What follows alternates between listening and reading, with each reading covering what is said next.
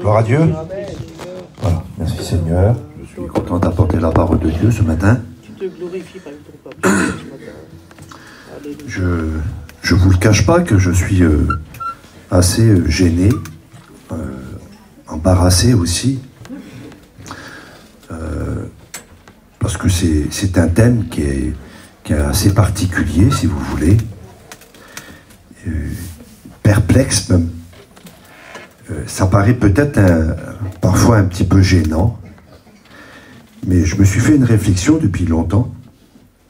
Quand je vais dans mon assemblée ou quand je vais dans d'autres assemblées, et que j'ai fait ma réflexion en constatant que nos assemblées sont en majeure partie 80% de femmes et 20% d'hommes. Et encore, je suis généreux. Et il n'y a pas qu'ici, c'est en majeure partie de toutes les assemblées. Il y a l'Église fait partie. Regardez ici, vous pouvez regarder. Si on s'amuserait à calculer les hommes, je ne sais même pas si on est 20%. Et il y a 80% de femmes. Et je me suis fait ma réflexion. Je me suis dit, comment que ça se fait que cela arrive? Comment que ça se fait? Est-ce que les hommes seraient plus durs que les femmes? Moi, je vois dans la Bible, il n'y a pas de différence à ça, si vous voulez. Vous comprenez? L'humain reste un humain à la base. Et je me suis dit, pourquoi alors? Pourquoi? Qu'est-ce qui se passe réellement? Pourquoi, en réalité, il y a beaucoup plus de femmes que d'hommes? Et puis, je me suis fait une réflexion. Et dans ma réflexion, j'ai commencé à noter un thème. J'ai marqué le mariage. Parce qu'à la base, il y a un mariage. Chacun de nous, pardonnez-moi pour les veuves ou les veuves, mais en majeure partie, il y a un mariage. Il y a peut-être des petites jeunes qui ne sont pas mariées ou des jeunes qui ne sont pas mariés, en espérant par la suite qu'ils seront, parce que c'est un bonheur aussi à vivre, vous comprenez. Mais il y a un mariage. C'est la vie, c'est le quotidien. C'est l'enseignement de la parole. Dieu dit, voilà, que le mariage doit être fait. Et dans le mariage, il y a le couple, il y a le foyer. Et je me suis fait ma réflexion en thème, j'ai marqué comme thème le mariage. Et j'ai marqué ma petite phrase en dessous, moi, j'ai marqué comment ça va ton foyer? Parce que à la base, il faut savoir qu'est-ce qu'il en est de ton foyer.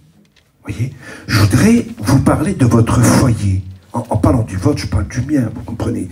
Mais je voudrais parler du foyer ce matin. Comment va ton foyer?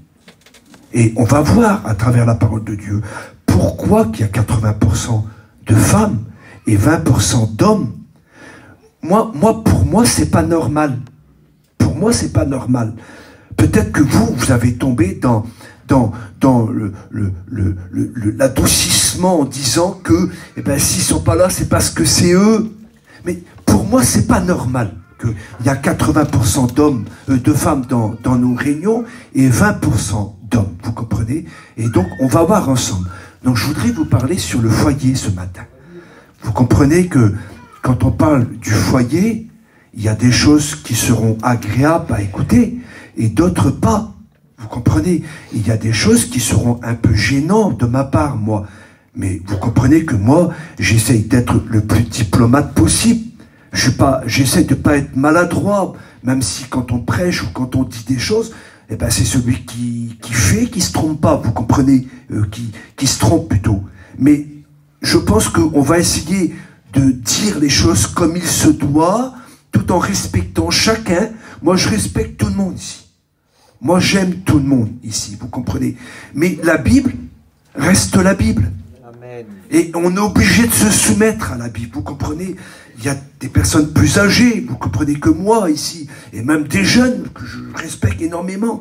Mais il y a des choses au sein d'un foyer qu'on est obligé d'entendre. Parce que c'est trop important. Le diable joue un rôle énorme au sein des foyers. Vous comprenez qu'il y a des foyers qui sont en rupture totale. Et ça, c'est la cause de quoi? La cause de qui? Vous comprenez? Donc, moi, j'accuse personne. Je suis sûrement pas là pour condamner qui que ce soit. Je tournerai le miroir contre moi, Dieu sait. Donc moi, j'ai un cœur d'amour, et ce matin, un cœur de pasteur qui veut que chacun de nous aboutisse à un bien dans notre foyer. Mais il va falloir écouter la parole de Dieu. Vous comprenez? Alors, je vais faire une lecture. Je vais pas trop m'étendre parce que je sais que je ne pourrai pas tout dire. J'ai tellement de choses dans ma tête, dans mon cœur à dire, que je ne pourrai pas tout dire de toute façon. Mais je sais une chose, je vais dire le maximum ce que Dieu mettra sur mon cœur de dire. Amen. Et on aura tous besoin de l'écouter pour notre foyer. Alors, je fais une lecture dans la parole de Dieu. J'introduis le message par ce livre de la Genèse, au chapitre 2 et au verset 18. Genèse, chapitre 2 et verset 18. Je vais prendre mon temps, tranquillement, j'ai marqué plein de choses pour essayer qu'on puisse rester dans la note spirituelle. Genèse, chapitre 2, verset 18. Regardez ce que Dieu dit. Il dit, « Il n'est pas bon que l'homme soit seul. Je lui ferai une aide semblable à lui. » Dans le texte là, j'essaye un petit peu de comprendre, c'est que déjà, lui, c'est une aide. Parce que le Dieu dit, je ferai une femme semblable à lui, une aide, vous comprenez? Donc c'est-à-dire que la femme, déjà dans les premiers versets de la Bible, c'est-à-dire dans les premiers commandements de Dieu, il semblerait que, c'est pas qu'il semblerait, c'est que la femme doit être une aide pour son mari. C'est l'enseignement de la parole de Dieu, vous comprenez? Donc ça, c'est irrévocable, on est d'accord, on ne conteste pas. Donc, deuxième lecture, je fais quelques lectures avant de rentrer dans le message pour pouvoir essayer de comprendre tout cela. Je lis là. Éphésiens chapitre 5, verset 31. Il dit, l'homme quittera, l'homme ou la femme, parce que la Bible, quand elle parle et qu'elle dit l'homme ou la femme, c'est-à-dire que la Bible ne parle pas simplement au masculin ou au féminin. La Bible, quand elle parle au masculin, c'est aussi le féminin, à part dans certains textes, et vice-versa, vous comprenez? C'est parce que quand moi je dis la femme, c'est aussi l'homme, vous comprenez? Quand on dit par exemple que la femme a péché, ben, c'est l'homme aussi qui pêche, vous comprenez? Donc c'est ensemble, vous comprenez? Donc il dit, l'homme quittera son père et sa mère et s'attachera à sa femme, ou vice-versa. La femme quittera son père et sa mère et s'attachera à son homme, vous comprenez?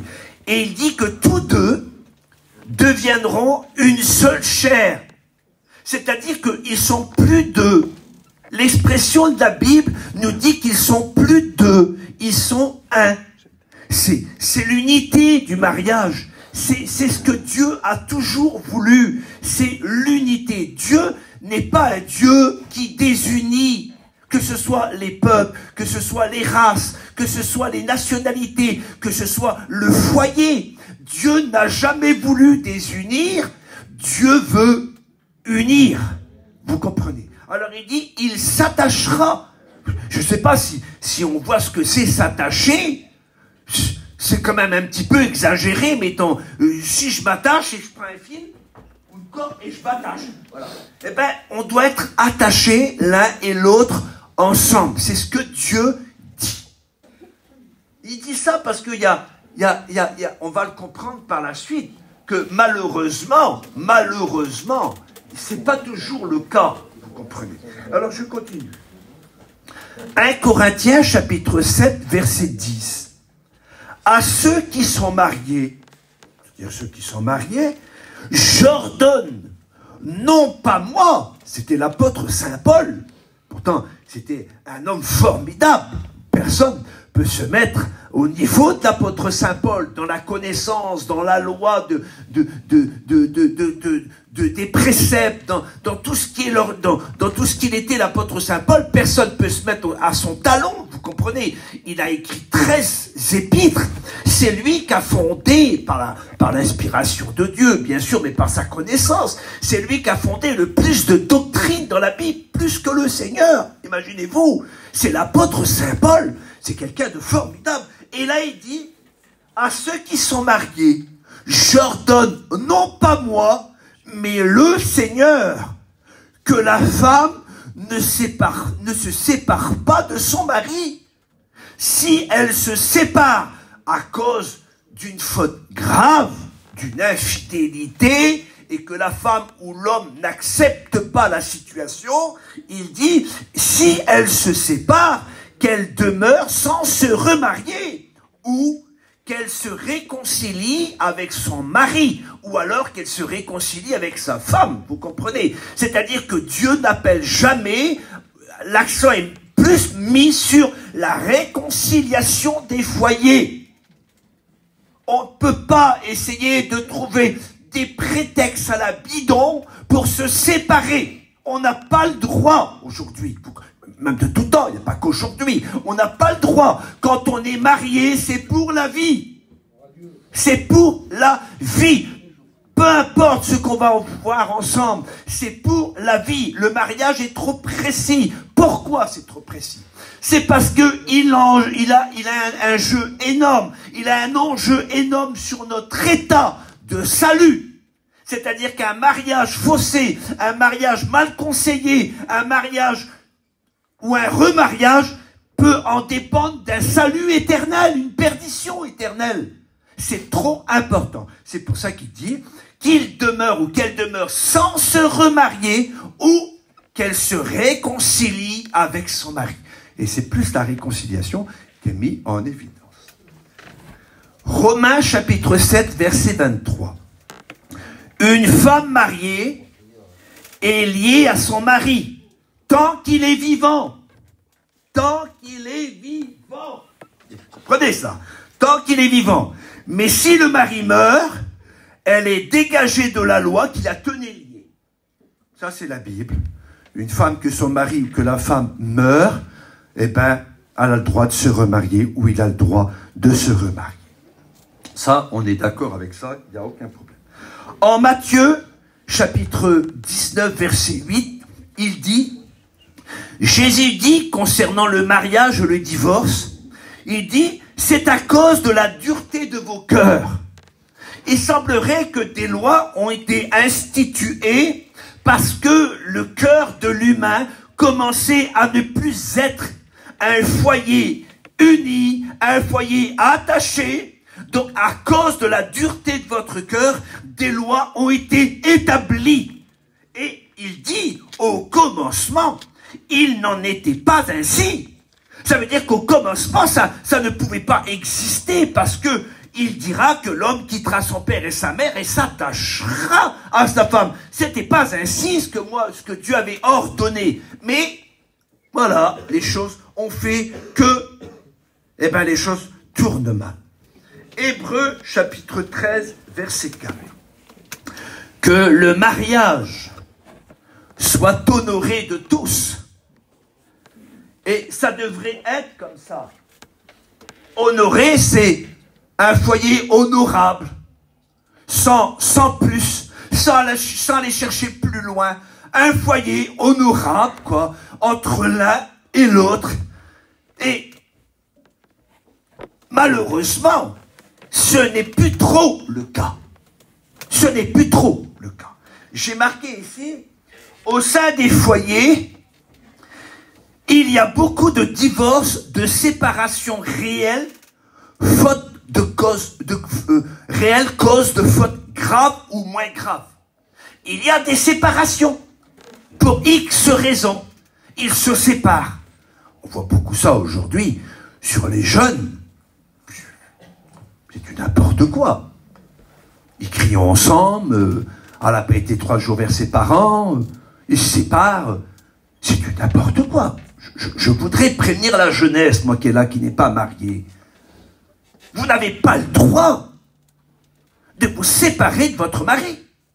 Parce qu'il t'a pas emmené vers ta mère, ou parce que t'as pas vu, ou parce que t'as pas eu la tasse, ou parce que t'as pas eu le drap, ou parce que t'as pas le droit, t'es marié, t'es marié. Et il faut prendre conscience dans ces cas-là, si tu ne veux pas subir ou agir de la sorte, reste célibataire. L'apôtre Saint Paul le disait, lui, je veux que tous restent comme moi. C'est un choix à chacun. Mais quand tu te maries avec ton mari, tu restes marié sans te séparer. On n'a pas le droit de le faire. Alors j'ai marqué ici, il y a des situations dans la vie que, en tant que l'un, alors si le mari n'est pas chrétien, vous comprenez, ou un foyer chrétien, malheureusement, ça l'a arrivé, on va pas cacher les choses, ça l'a arrivé au sein de notre mission.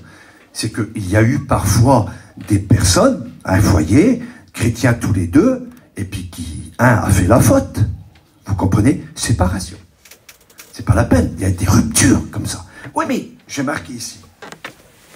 Il y a des divorces ou des ruptures au sein du foyer. Ils sont ensemble, mais ils vivent séparés.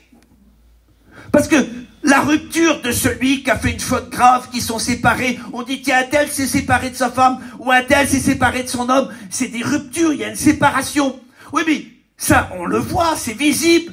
Mais il y a parmi nous, peut-être, je sais pas, je veux même pas essayer de... Mais il y a peut-être parmi nous des gens qui vivent ensemble au sein du foyer, mais ils sont séparés depuis des semaines et des mois et des années. Ils vivent ensemble tout simplement, mais ils sont séparés. Il n'y a plus de contact, il n'y a plus de discussion, il n'y a plus rien, il n'y a plus rien. L'un ne se supporte plus, ils n'arrivent même plus à se parler, ils se comprennent même plus. Ils vivent ensemble pour les enfants. Combien de fois que j'ai écouté cette expression-là? Je reste avec lui pour les enfants. Mais ça veut dire quoi? Ça veut dire t'es séparé. T'es séparé. J'ai marqué ici, il semblerait qu'il y ait un manque de quelque chose qui cause la séparation. Au sein du foyer, il y a quelque chose qui manque, qui cause la séparation du foyer. J'ai marqué ici, c'est bien la cause de quelqu'un. C'est la cause de quelqu'un, tout ça.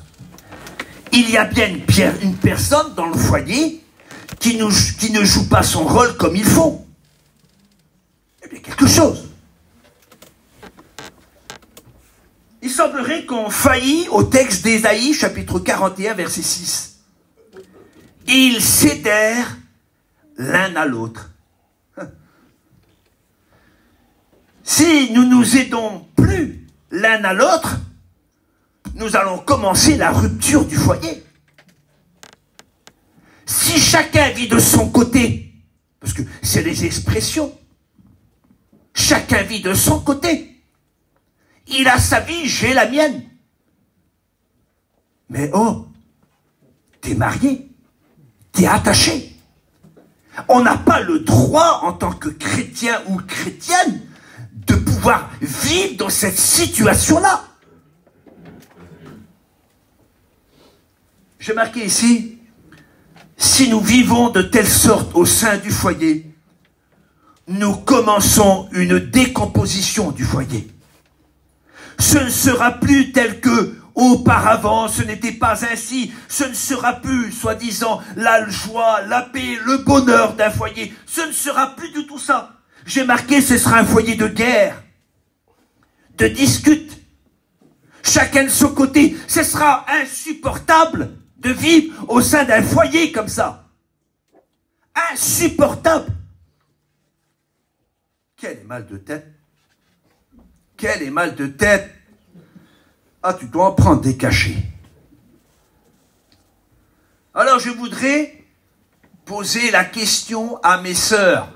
Alors, si ça concerne les frères, vous comprenez, c'est ce que j'ai dit au départ. Hein. Je voudrais poser la question à mes sœurs. Parce qu'on est en majeure partie 80% des sœurs dans les églises. Et ça, je pourrais le prêcher sous la convention. je voudrais poser cette question-là. Où est ton mari?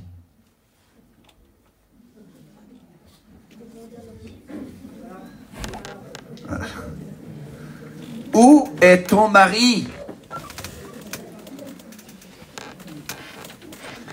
Depuis tant d'années que tu es chrétienne, où il est? Est-ce que tu t'es un jour posé cette question? Pourquoi il n'est pas là parmi nous? Pourquoi que toi t'es fidèle aux réunions en permanence depuis des mois, des années que tu es là, mais ton mari n'est pas là? Pourquoi? Tu t'es posé cette question? Peut-être, j'ai marqué ici, on dit toujours peut-être, parce que c'est pour pas non plus trop appuyer, alors on dit peut-être. Peut-être qu'il y a quelque chose que tu fais ou t'agis qui l'infecte au point de ne pas devenir chrétien. Peut-être. Tu le sais, toi. Tu sais ta vie, hein. Tu sais comment tu vis au sein de ton foyer. Nous, tu peux montrer là, et puis au sein de ton foyer, c'est tout à fait différent. Et peut-être qu'il y a quelque chose qui l'infecte. Au point d'être, pardonnez-moi, mais écœuré de l'évangile. Écœuré.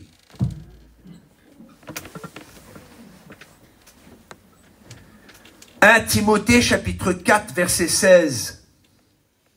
Veille sur toi-même et sur la doctrine, car en agissant ainsi, tu te sauveras et tu sauveras ceux qui t'écoutent, ton mari. Un jour, un homme disait, si tu prêches ce que tu vis, ce que tu prêches apportera la vie. Mais si tu ne prêches pas ce que tu vis, ça n'apportera jamais la vie. Nous ne sommes pas de ceux qui paraître ou de ceux qui veulent montrer quelqu'un que réellement on ne vit pas là caché. Amen. Amen. Amos, chapitre 3, verset 3. Est-ce que deux personnes peuvent-ils marcher ensemble s'ils ne s'entendent pas? J'étais surpris hier quand j'ai noté ce texte. Est-ce que deux personnes peuvent-ils marcher ensemble s'ils ne s'entendent pas? Ça va être dur quand même. Moi et Luciano, on est ensemble, on ne s'entend pas. Ça va être dur l'église. À chaque coup qu'on se parle, on se prend la tête. Moi je dis A, lui dit B.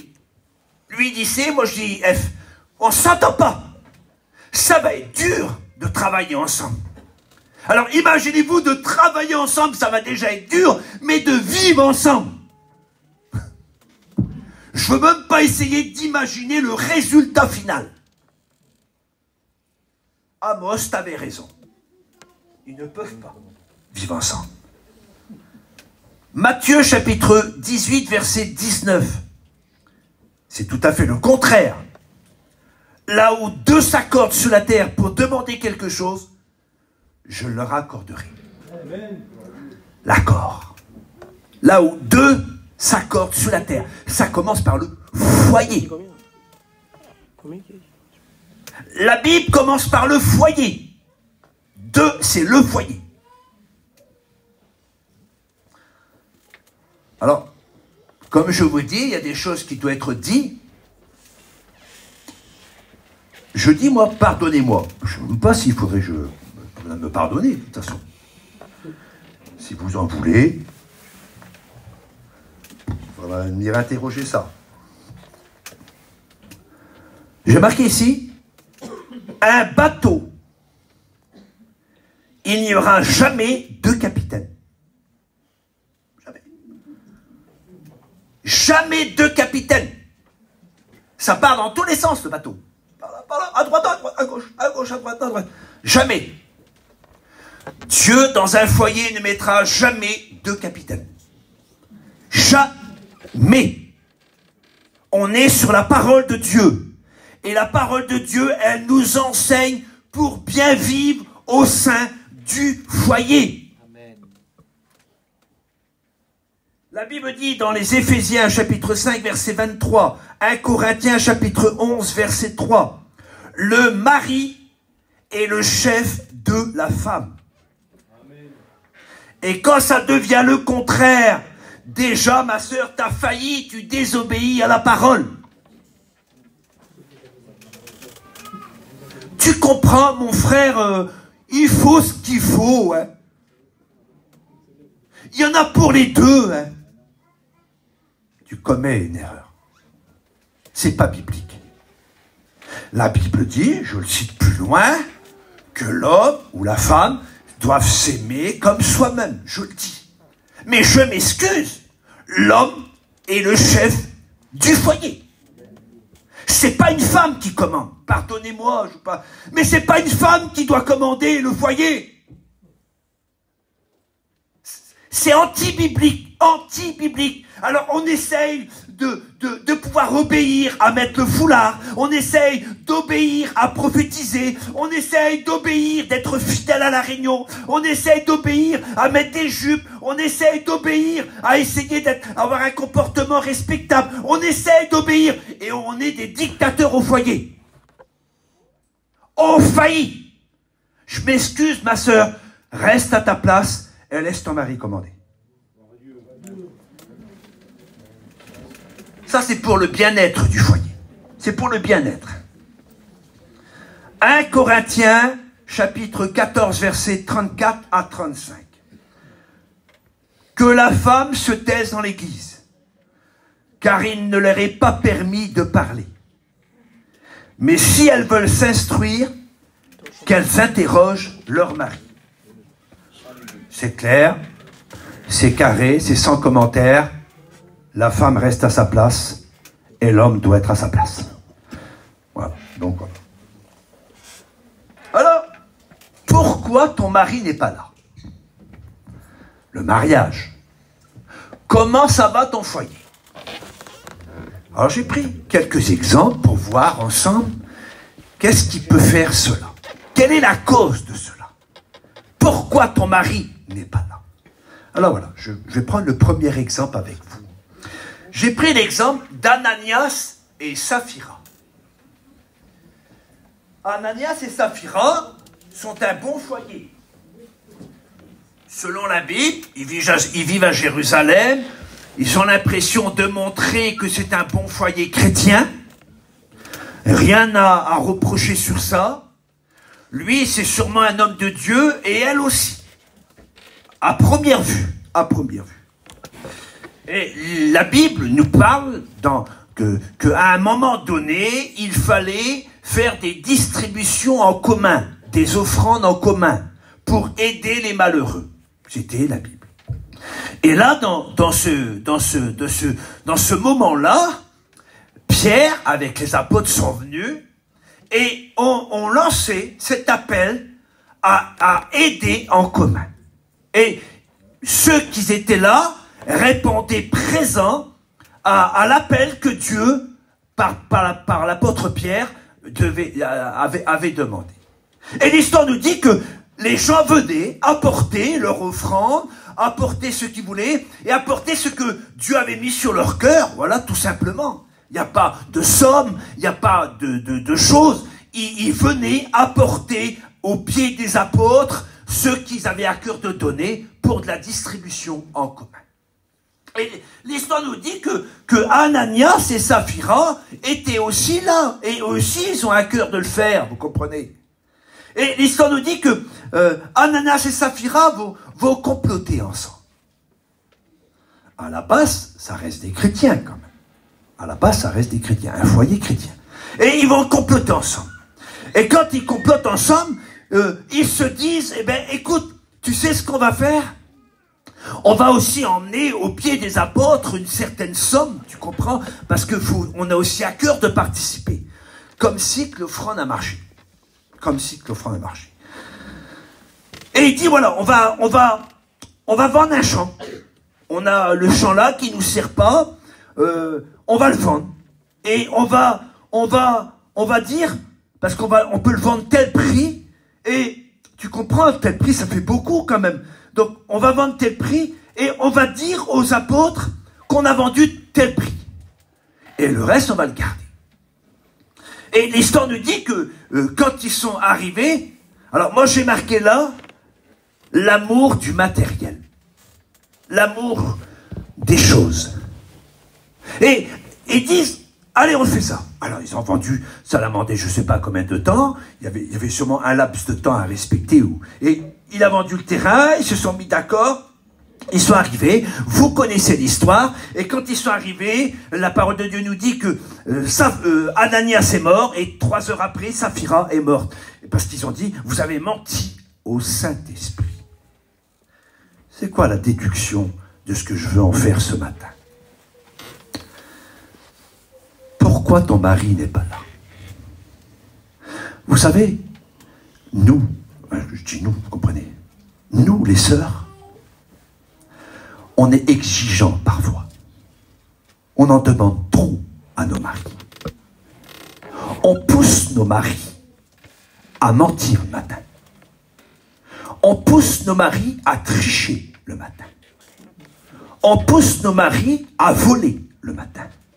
Parce que, si vous voulez, on en demande beaucoup trop. On veut un camping, on veut changer 2 ans après, on veut les draps là, on veut les vaisselles là, on veut les tapis là, et lui, il veut suivre, mais à un moment donné, il peut plus suivre. Donc, qu'est-ce qu'il fait le matin? Il voit la dame qui veut lui donner 500 au lieu de 100, il a tort. Parce que indirectement, la femme pousse pour le matériel, pousse pour les affaires. Et indirectement, le mari, lui, qui est là, Zinda, il suit, vous comprenez, il suit, mais il se mange la vie, il ment, il triche. Et après, tu dis, mon mari, tu viens pas à la réunion. Mais je peux pas, à cause de toi. S'il pourrait te dire ça, il te le dira en face. Je ne peux pas à cause de toi. T'arrêtes pas de me demander ça, je peux pas suivre. Si je mens pas, j'y arrive pas. Si je triche pas, j'y arrive pas. Si je vole pas, j'y arrive pas. Et on dit, nous, Seigneur, mon mari, bénis mon mari, fais-le venir à la réunion. Mais peut-être que la cause serait peut-être de toi, parce que peut-être que tu abuses trop avec ton mari.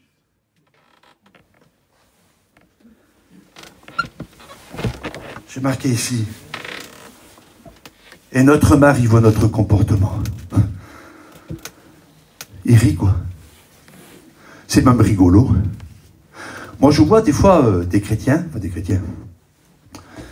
oui.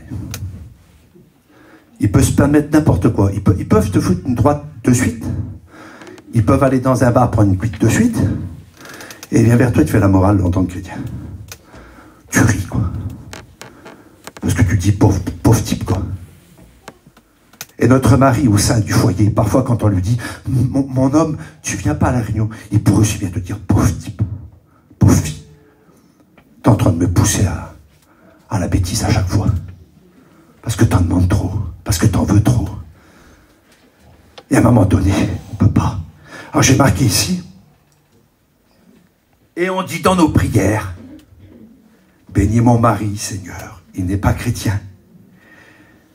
Et nous sommes indirectement fautifs. Nous sommes indirectement fautifs ou directement fautifs. Parce que la vie est dure. Et on ne vit plus comme avant. Et il y a les papiers, il y a les impôts, il y a ça à payer, il y a les traites, il y a les assurances, et on pousse. Je veux ça. On pousse. Ah mais lui, il sait plus où se donner. Lui. Et à un moment, il calcule même plus. Et d'un seul coup, quand il fait le constat de sa banque, s'il pourrait se pendre, il se pend. Alors, il est obligé d'aller faire les bêtises, voler, tricher, mentir. Pour toi.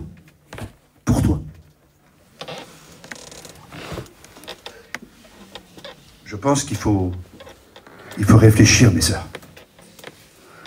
Pourquoi ton mari n'est pas là? Je prends un deuxième exemple. Ça, c'était le matériel. Bon, j'exagère peut-être volontairement, vous comprenez. Je ne sais pas ici s'il y en a qui changent de copine tous les 2 ans. Je crois pas, non. Mais il y a des choses, vous comprenez. Il y a des choses qu'on pousse. Vous le savez, vous. Des fois, lui, il est là. Je peux pas. Comment tu peux pas? Comment tu peux pas? Tu peux pas me donner ça? Je peux pas. Mais comment? Bah, ça y est, il peut pas, lui, il peut pas, lui. Tu serais capable de lui dire bon à rien? Tu serais capable de lui dire bon à rien? Alors il va, et il triche. Et il ment la dame. Et il vole la dame. Pour toi. Pour toi. Je prends un deuxième exemple. J'ai pris l'exemple de Moïse et Séphora. J'ai marqué ici la résistance. Moïse et Séphora, c'est un foyer exemplaire. Un foyer exemplaire. Moïse est un homme de Dieu. J'ai marqué la vie de Moïse, c'est réparti en 3 étapes de 40 ans. 40 ans en Égypte, 40 ans à Madian, 40 ans au désert. Ils ont 2 enfants, 2 fils, Gershom et Eliezer.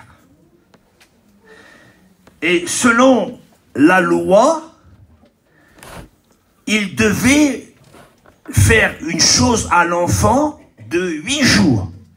C'était la loi, ça, juif. C'était quelque chose qu'il fallait faire. C'était un peu une preuve, d'une attestation que nos enfants appartenaient à Dieu. C'était le tampon de l'appartenance à Dieu. Et le moment vient où ça doit être fait. Et Madame Séphora, elle fait de la résistance. Elle ne veut pas obéir à son mari. Donc elle désobéit à Dieu. Oui, mais la conséquence de résistance peut nous amener très loin. La Bible nous dit qu'à un moment donné, imaginez-vous, 40 ans plus tard, c'est pas 2 jours, 40 ans plus tard,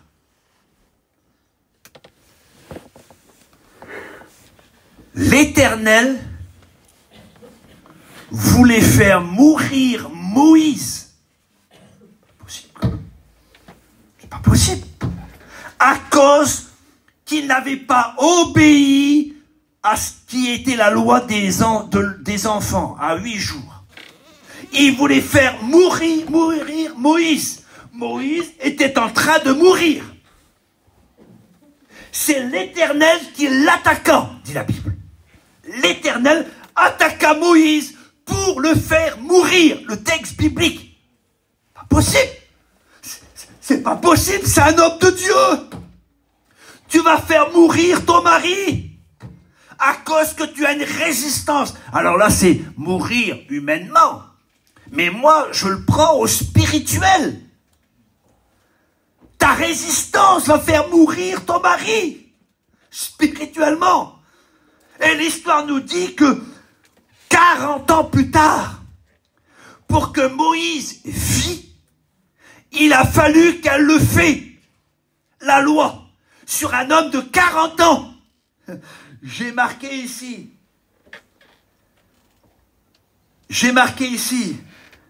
Quelle honte, Madame Séphora.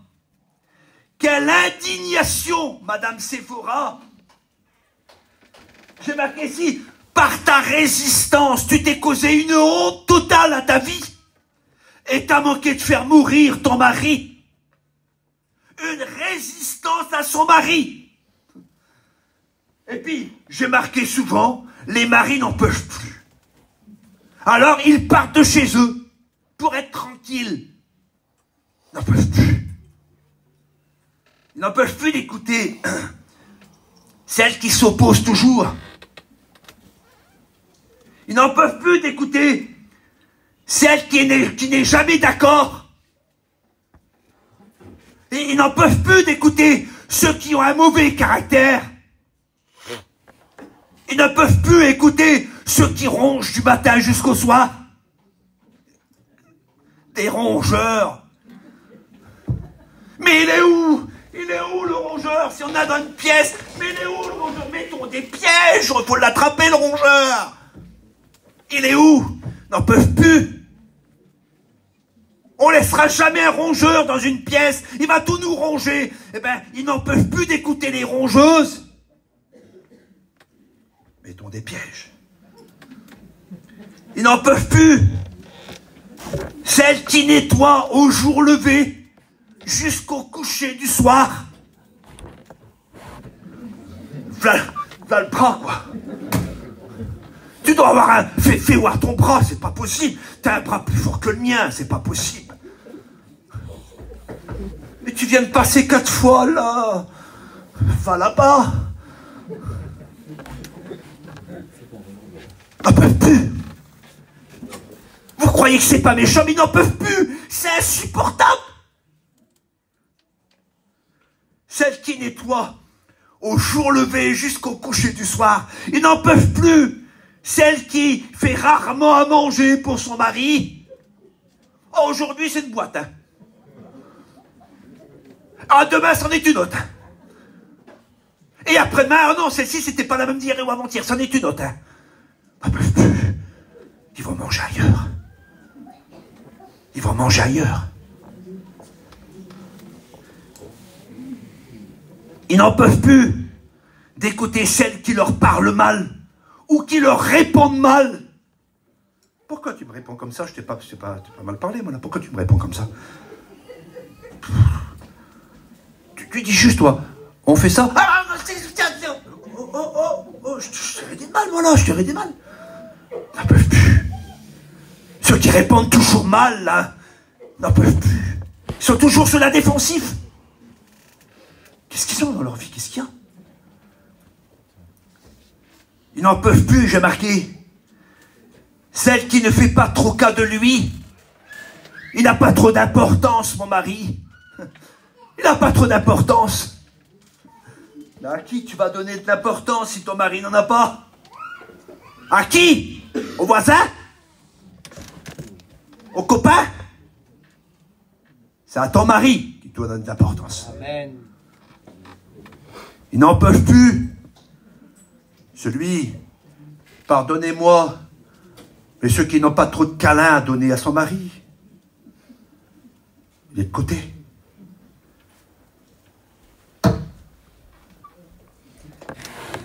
J'ai marqué ici, ils n'en peuvent plus. Celles qui sont méchantes. N'en peuvent plus, n'en peuvent plus, n'en peuvent plus. Et puis 40 ans plus tard, Madame Sephora, elle est obligée de faire une chose indigne pour que son mari vit. 40 ans plus tard, vous imaginez pas que notre résistance peut prendre des années, des années, des années. Et à un moment donné que notre mari est mort, à cause qu'on a résisté tout le temps, tout le temps, tout le temps, tout le temps. On croit que ça marchera tout le temps. Et après, on va se mettre à l'église. Bénis mon mari, Seigneur. Il n'est pas chrétien, tu comprends, Seigneur. Je ris. Mais il doit rire. Quand tu lui dis, mon mari, mon homme d'amour, on n'irait pas à la réunion ce soir. Mais t'as manqué de me manger tout à l'heure. Mais oh. Oh. Faut qu'on se réveille.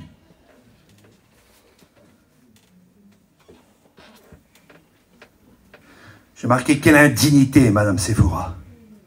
Quelle honte que tu portes. Quelle honte que tu portes. À cause de ta résistance, la conséquence peut être lourde dans ton foyer. Lourde. Et on dit, et notre mari voit notre comportement. Il le voit. Ah oui, il vient avec nous. Il le voit. Un jour, c'est une petite histoire qui me vient pas à la tête, que j'ai pas marquée. C'était à l'église, et puis il y avait une sœur qui allait à l'église, et puis de temps en temps, elle allait voir le pasteur. Bonjour mon frère. Bonjour sœur. frère, je comprends pas ça.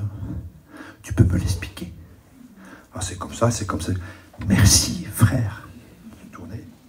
Envoyez les chrétiens et les chrétiennes. Bonjour, ma soeur. Bonjour, mon frère. Oh, le pasteur, il dit, quelle femme formidable. Quelle bonne chrétienne. Oh. Et une autre fois, vous appelez comment, sœur? Sœur Bernadette. Il n'y a pas de Bernadette ici, tout ça. Donc je dis Bernadette, parce qu'il n'y a pas de Bernadette.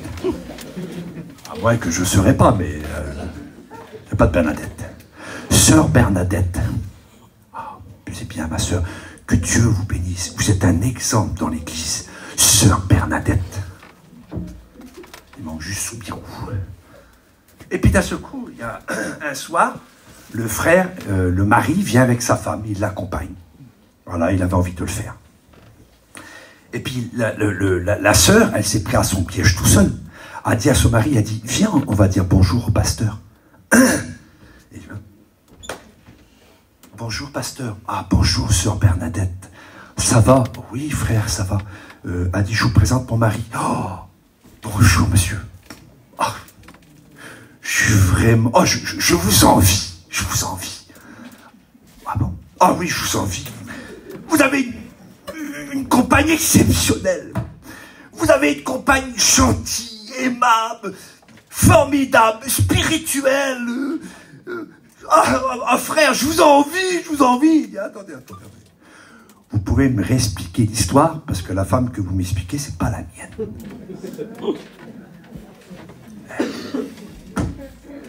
Ça marche pas, ça. Ça marche pas. La bonne sœur ici. Et ça marche pas. Je continue. Je prends encore un exemple. Donc la résistance, hein, résister. Alors c'est une blague. Même si tu as des gros bras, parce que je sais que les fêteuses, ils ont des gros bras. Il n'y a pas de résistance. La femme reste à sa place. Et l'homme reste à sa place. C'est pour le bien-être du foyer. Comprends. Essaye de comprendre ça. C'est pas une histoire de supériorité. C'est pas une histoire de dire que lui est plus supérieur à toi. N'essaye pas de te mettre ça dans ta tête. C'est pas ça du tout. C'est pour le bien-être de ton foyer. Pour que ça marche bien. Pour qu'on soit biblique. Pour qu'on soit dans les règles de la Bible. La femme reste à sa place et l'homme reste à sa place. Alors, plus de résistance. Je prends un exemple encore. J'ai marqué ici, à cause des problèmes. Alors, vous comprenez que je sais faire la différence entre problème et problème. Je tiens à m'excuser au grand regret de ceux qui ont perdu des êtres chers. Ça, c'est des problèmes. Mais moi, je ne parle pas de ça. Je parle des problèmes de la vie. Voilà. Je prends l'histoire de Job et sa compagne. Ça montre un bon foyer.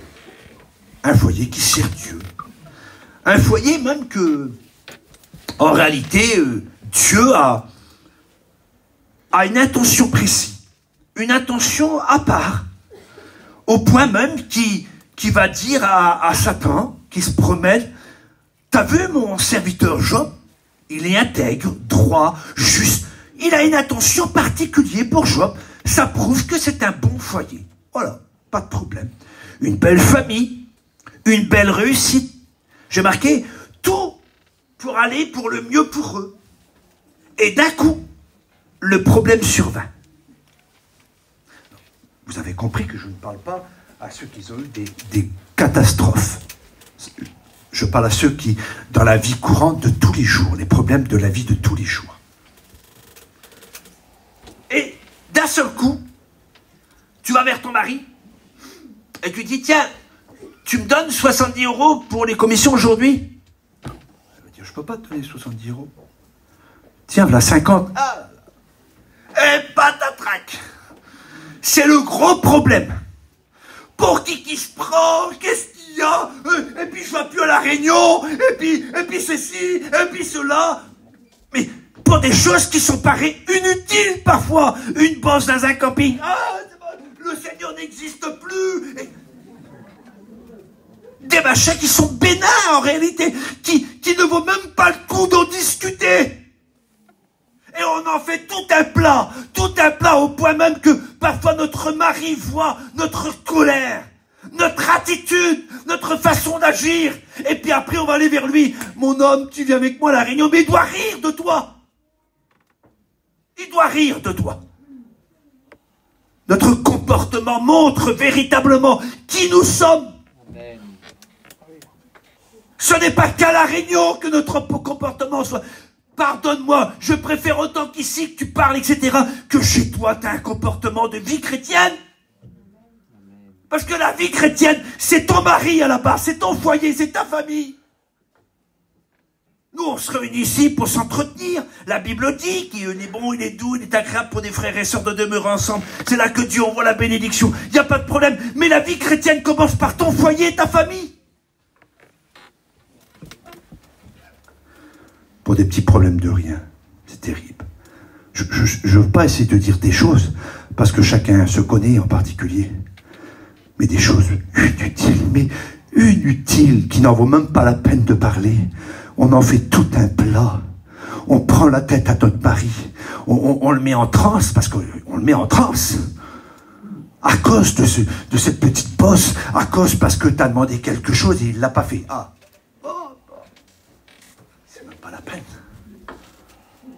Tu m'emmènes aux commissions? Ah non, je peux pas. Ah bah oui, il peut pas, lui. Pour se promener, il peut. Et bah ah, mais j'aurais honte. J'aurais honte. Faut pas oublier que nous sommes des chrétiennes. Nous sommes des chrétiens. Et nous avons un témoignage à rendre. Où est ton mari? Où il est? Est-ce que tu t'es posé la question à cause à quoi qu'il n'est pas là? Pourquoi il n'est pas là, ton mari? Mais t'auras bon à prier des centaines de jours à genoux, faire un chemin de la croix si c'était possible de le faire. Si tu ne montres pas une vraie vie chrétienne à ton foyer, peut-être qu'il ne viendra jamais.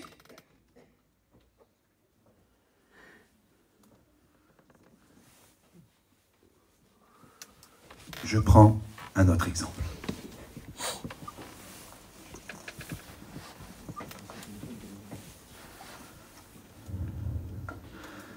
J'ai pris Adam et Ève. J'ai marqué ici, c'est la notoriété. J'ai marqué ici, quoi en notoriété? J'ai marqué, c'est pas rien de vouloir être la meilleure que l'autre. C'est pas rien de vouloir être le plus fort ou la plus forte que l'autre. C'est pas rien de vouloir être plus spirituel que l'autre. C'est pas rien de vouloir être. Eh ben, tu veux tellement être, mais que tu viendras comme Ève, tu seras chassé du jardin. Parce que elle était bien. Dieu avait dit, regardez tous les arbres, vous pouvez en profiter. Celui-là, n'y touchez pas. Un seul. Ne touchez pas à ça, parce que vous avez tout droit. Car le jour où vous en mangerez, vous mourrez certainement. Dieu apporte une solution, Dieu apporte un conseil, et Dieu apporte directement la réponse.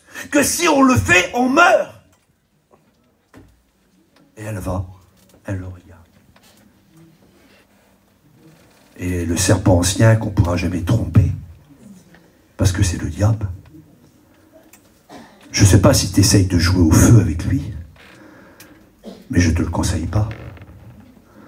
Si tu joues au feu avec le diable, tu vas te faire brûler. Tu gagneras jamais. Avec le diable, tu gagneras jamais. Ceux qui nous rendent vainqueurs avec le diable, c'est parce que nous sommes dans la main de Dieu. Autrement, on ne gagne pas. Elle a joué. Mais tu comprends, Dieu m'a dit qu'il fallait pas faire ça. Dieu m'a dit qu'il fallait pas agir comme ça. Dieu m'a dit que je ne pouvais pas aller là. Et tous ces exemples, je peux pas. Dieu m'a dit que je ne pouvais pas. Ouais, mais tu comprends pas, toi. Lui, il l'a dit, mais c'est parce qu'il ne veut pas que tu deviens comme lui. Tu te rends pas compte que si tu prends, ça ouvrira ton intelligence. Tu seras une savante. Tu seras quelqu'un de vraiment intelligent. Tu pourras tout dominer.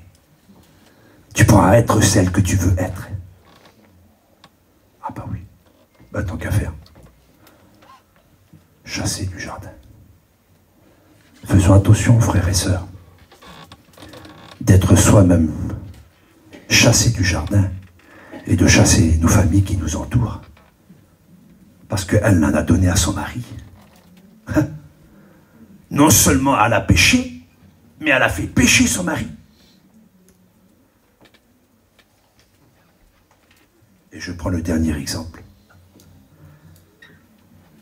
C'est celui que je vais m'appuyer sur cet exemple-là. C'est les noces de Cana. La Bible nous dit qu'un mariage est fait. C'est ce que la Bible conseille.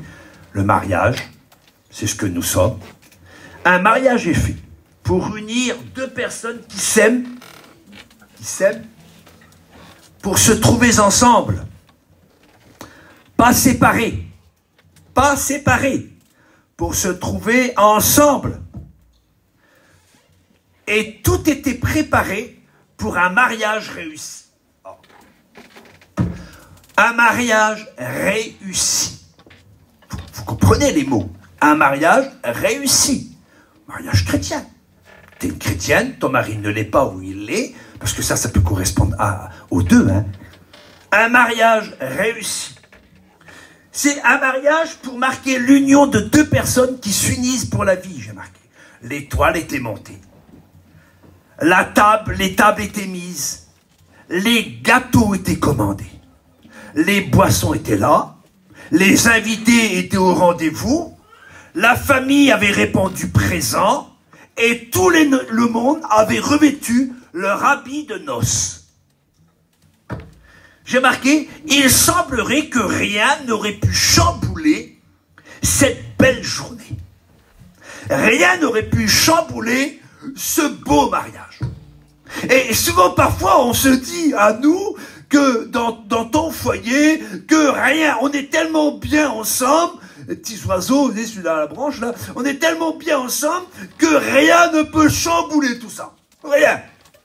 Et on y croit, en réalité. Et au départ, c'est comme ça, sûrement, au départ. Jeune petit oiseau, c'est comme ça. Et le temps passe. Le temps passe. Et puis, la Bible nous dit que sûrement tout était bien, tout était content, tout le monde se réjouissait, ils étaient heureux, c'était un beau mariage, tout bien, quel bon foyer, oh, quelle belle fête, tout était beau. Ouais, oui, mais, est-ce que vous avez déjà rencontré ce mais dans votre foyer? Oui, mais. Tout est beau, oui, mais. Au verset 3, il nous dit, il manquait du vin. Manquait quelque chose. Et d'un seul coup, quand il manque quelque chose, dans la loi du mariage, si je dis bien le mot, c'était la loi de la Kétura. C'est-à-dire que c'était un déshonneur pour les parents adverses. Donc, ils pouvaient aussitôt faire rupture au mariage. Et ce manque-là faisait rupture à soi-disant un mariage intouchable. Ce mariage qui était scellé parce que tout était prêt, tout était fait comme il faut. Et en plus, celui qui était invité, il y avait les apôtres et il y avait le Seigneur Jésus. Imaginez-vous le mariage. Et là, le vin manque, il manque quelque chose. Et là, aussitôt dans la loi, il pouvait faire une rupture, une séparation à ce mariage.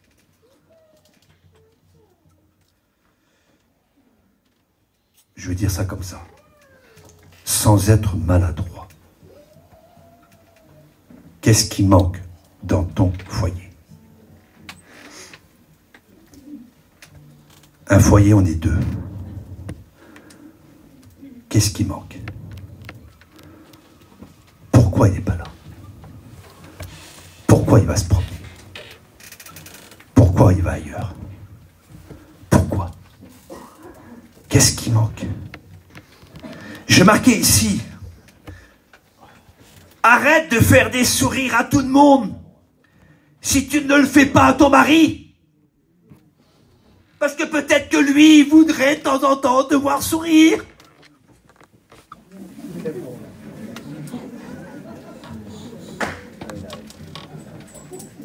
Du matin au soir, mais ça veut dire quoi ça? Ça veut dire quoi ta tronche là?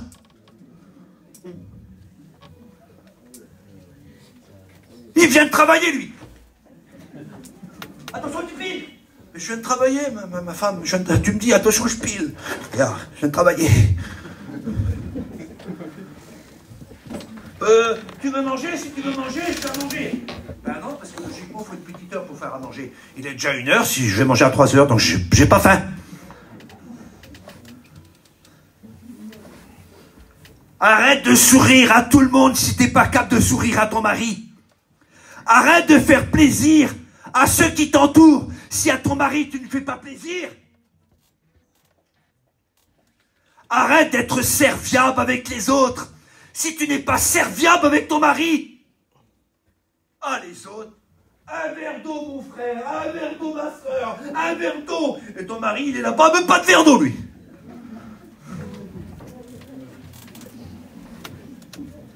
Qu'est-ce qui manque dans ton foyer pour tenir ton mari? Arrête de bien parler avec les autres si tu parles mal à ton mari. Il comprend pas. Il comprend pas. Essayez de vous imaginer. Il peut pas concevoir ça, lui. Il comprend pas ça, lui. T'es une chrétienne. Tu parles bien à Monsieur Pedro et à moi tu me parles mal. Il peut pas comprendre ça, lui. Moi, j'ai du mal à le comprendre. Donc lui, le mari qui vit ça, il peut pas le comprendre, ça.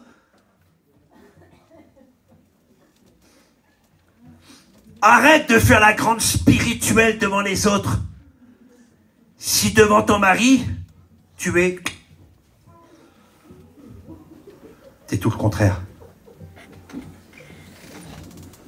Si t'es tout le contraire devant ton mari, tu peux pas faire la grande spirituelle derrière. C'est pas possible. Tu réfléchis pas, c'est pas possible. Comment le tenir?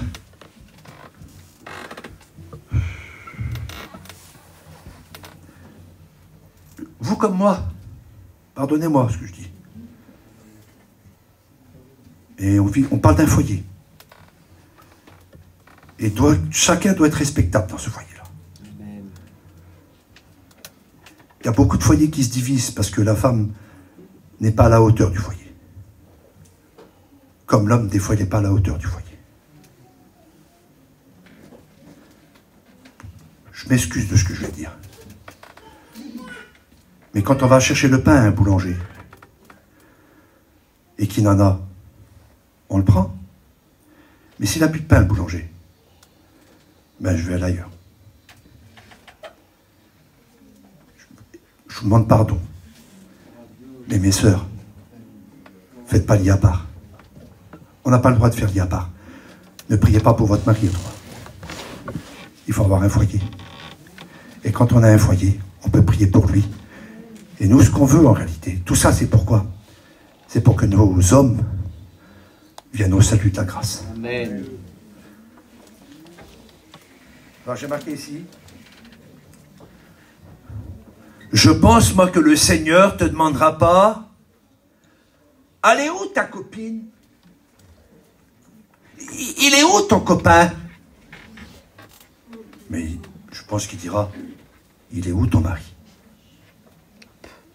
Parce que trop de gentillesse, trop de faire plaisir, trop de souplesse avec les uns, mais pas avec le mien. Il est où ton mari? Pourquoi il n'est pas là? Pourquoi?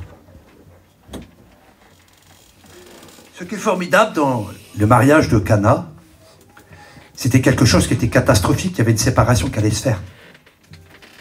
Ben oui, il manquait quelque chose. Vous savez, hein, je n'ai pas besoin de répéter les choses et d'essayer d'être plus clair. Vous savez ce qui manque dans votre foyer? Ça va causer la séparation. Si ça déjà ne l'a pas causé. Là, il manque quelque chose dans le foyer de Cana, là. Donc la rupture allait se faire. Alors on se dit, c'est foutu alors. Comment je fais alors? Ce que j'ai écouté, c'est foutu alors. J'ai pas de solution, j'ai rien. Comment je vais faire alors?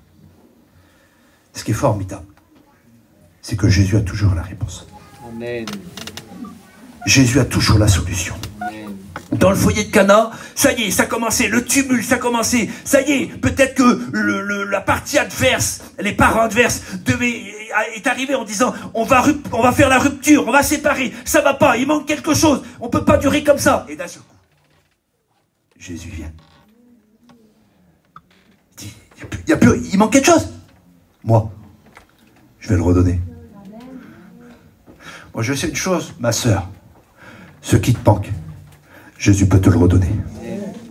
Pour construire ton foyer, pour réparer ton foyer. Et quand Jésus est venu, il a dit aux rodateurs qui sont là, prenez des jarres, remplissez les d'eau, quelque chose qui est impensable, quelque chose qu'on ne peut pas croire, c'est des jarres d'eau, c'est pas des jarres d'autre chose, c'est des jarres d'eau, des choses que parfois on pense impensables, qu'on ne peut pas réaliser. Oui, mais Dieu, lui, avec Jésus, il est capable d'accomplir l'impossible. Il va dire, remplissez ces jarres d'eau. Il vient, Seigneur, ces jarres d'eau ne suffiront pas à cet homme-là qui veut séparer le foyer, à cause qu'il manque quelque chose. Ces jarres d'eau, il y a des choses qui ne suffisent pas, il faut plus loin. Il y a des choses que c'est trop faible, il faut plus loin. Et là, c'est Jésus qui va le faire. Il va dire, Seigneur, regarde les hommes là, ils ont fait ce qu'ils ont pu. Ils ont pris les jarres et les ont remplis d'eau. Mais il y a des choses il faut que c'est moi qui intervienne. Il y a des choses dans la vie que tu peux faire. Mais il y a des choses qu'il faut que c'est Dieu qui intervienne. Amen. Et quand Dieu vient, il prie. Et c'est plus des jarres d'eau, c'est déjà rempli de vin. Et la réjouissance est repartie. Oh, quel bonheur. Il ne faut pas grand-chose parfois pour faire repartir la réjouissance au foyer. La plus grande chicane. La plus grande chicane. Une journée passe, ça y est, c'est reparti comme à 40.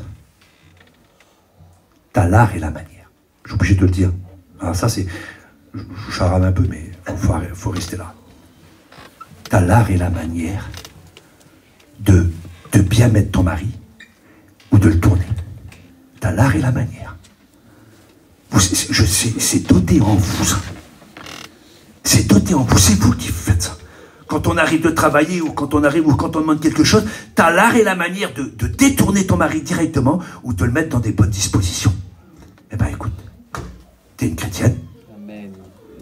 Tu dois agir de la sorte comme une chrétienne. Alors il fait le miracle, et puis le mariage, reparti comme à 40. Alors je termine. Je vais terminer maintenant. Tu te dis que ton foyer est un échec depuis plusieurs temps et que c'est terminé, qu'il n'y a plus d'espoir. Eh bien moi, Jean chapitre 17, verset 21, la Bible dit, il prie pour tous soient unis.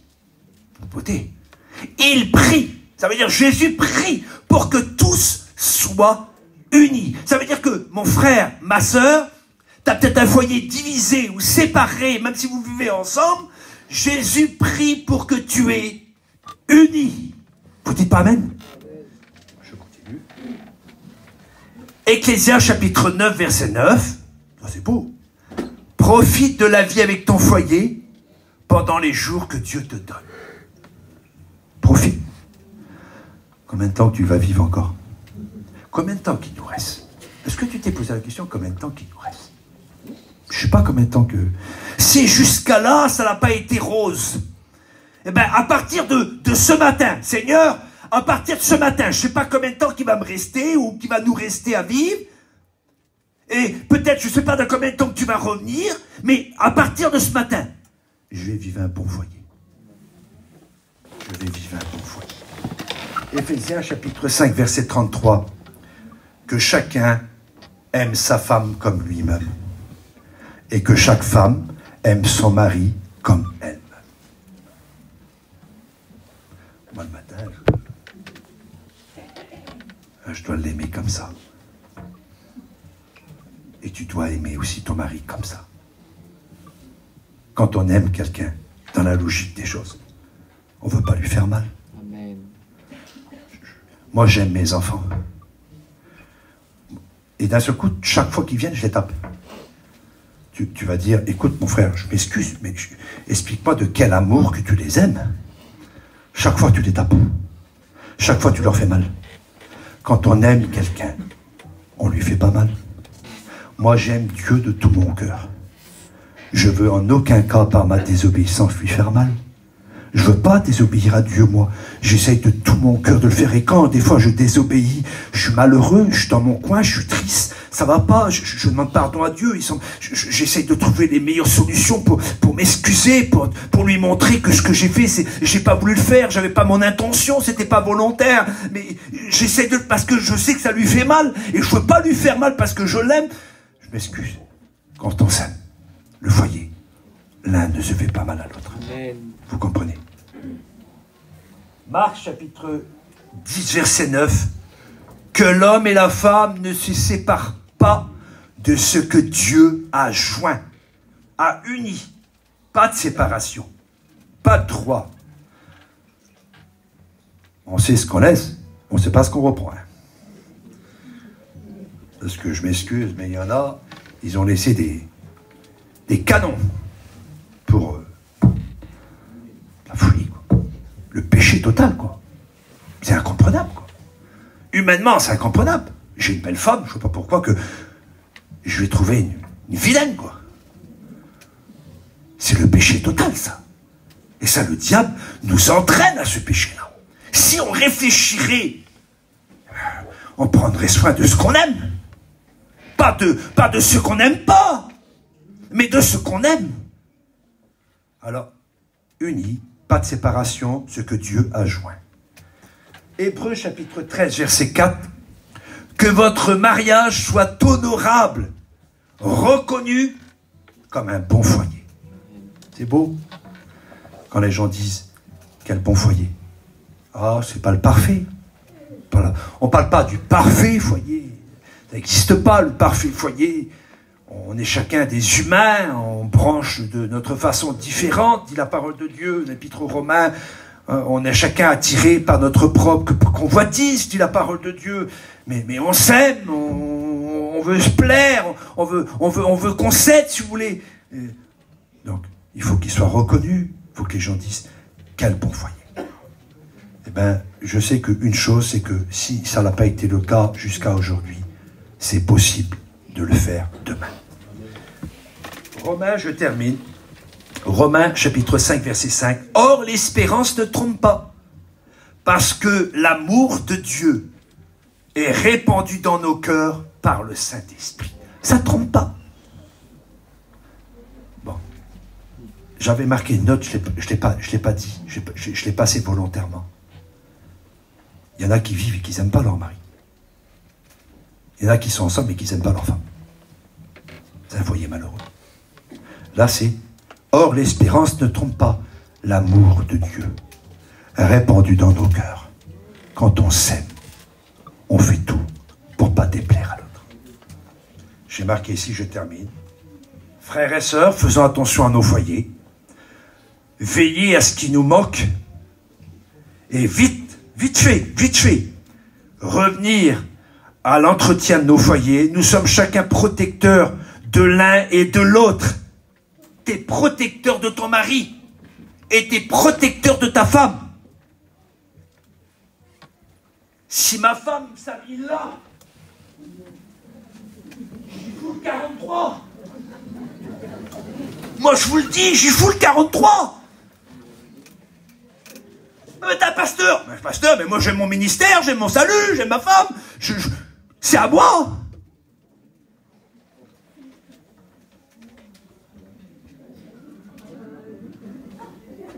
Il fait chaud, mon frère. Mais où ça va? On est protecteurs des uns et des autres. Quand Dieu dit à Caïn, où est ton frère? Suis-je le gardien de mon frère? Oui, on est protecteurs de l'un et de l'autre. Ce n'est pas de la jalousie, ce n'est pas de la méchanceté, ce n'est pas parce qu'on a des penchants X. Non, c'est parce qu'on s'entretient l'un à l'autre.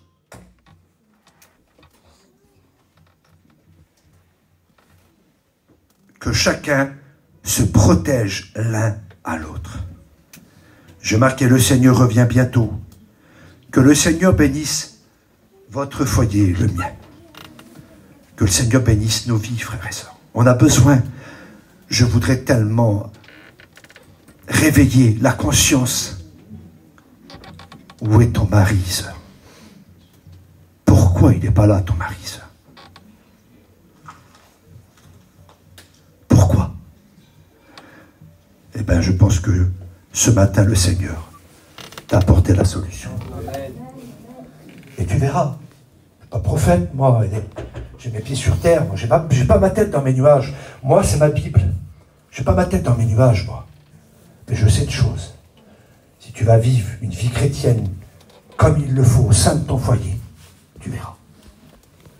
Quand tu prieras pour ton mari, le Saint-Esprit ira le trouver. Il se convertira. Parce que tout ça est le but, que nos maris viennent au salut. Que nos maris viennent chrétiens. On a besoin aussi tant d'hommes que de femmes dans une réunion. Fais-le et tu verras le résultat.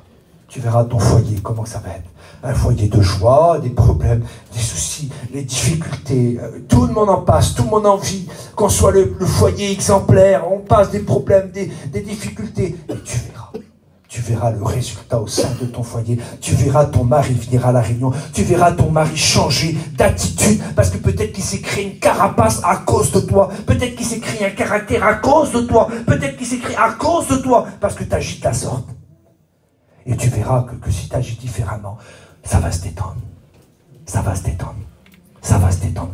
Et toi-même, tu verras, tu diras, mon mari, il change. Ben, c'est normal parce que toi-même, tu as changé. Mon mari, c'est plus le même. C'est normal parce que toi aussi, tu n'es plus la même. Et vous verrez que tout va changer. Et on pourra se réjouir tous ensemble que vos maris seront au salut à la réunion avec nous. Amen. Vous dites pas amen, frères et sœurs. Je prie le Seigneur avec vous. On baisse nos têtes. Que j'ai marqué que la main du tout